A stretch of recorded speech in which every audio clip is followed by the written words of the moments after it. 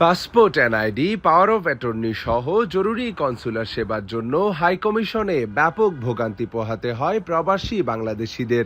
লন্ডনে অবস্থিত বাংলাদেশ হাইকমিশনের সেবার মান নিয়েও রয়েছে অসন্তোষ। তাদের অভিযোগ, হটলাইনে ফোন করলেও কোনো সাড়া মেলে না হাইকমিশনের, ওয়েবসাইটের নির্দেশনাও হালনাগাদ করা হয় না। ওয়েবসাইটেও আজকে একটু ক্লিক করলাম, সেটি যেখানে বলে কন্ট্যাক্ট আমাকে নিয়ে গেছে তাদের লোকেশনে, সেখানে কোনো নাম্বার ছিল না। সো ইটস ভেরি ওয়ারিং যে আমরা কিভাবে কমিউনিকেশন করব।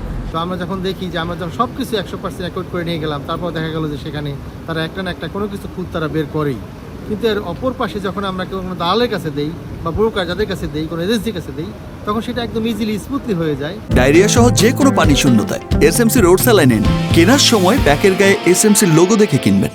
প্রবাসীদের অভিযোগ, পাসপোর্টের আবেদন সহ প্রায় সব গুরুত্বপূর্ণ কাজই অসাধু ব্যবসায়ী সিন্ডিকেট ও দালাল চক্রের নিয়ন্ত্রণে।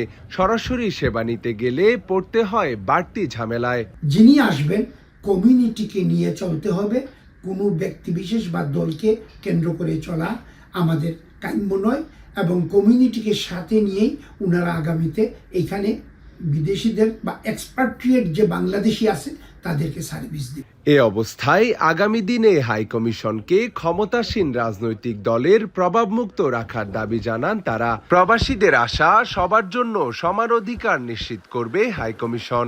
রাজনৈতিক প্রভাবমুক্ত একটি হাইকমিশন চাই এবং সকল বাংলাদেশি নাগরিক যাতে সমান অধিকার পায় এই বাংলাদেশ হাইকমিশন কাছ থেকে, এটা আমার প্রত্যাশা থাকলো। সম্প্রতি পররাষ্ট্র মন্ত্রণালয়ের এক অফিস আদেশে ঢাকায় ফেরানো হয়েছে যুক্তরাজ্যে নিযুক্ত বাংলাদেশের হাইকমিশনার সাইদা মুনা তাসনিমকে।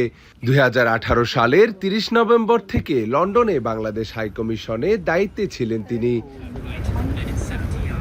নাঈম হাসান, এখন, যুক্তরাজ্য।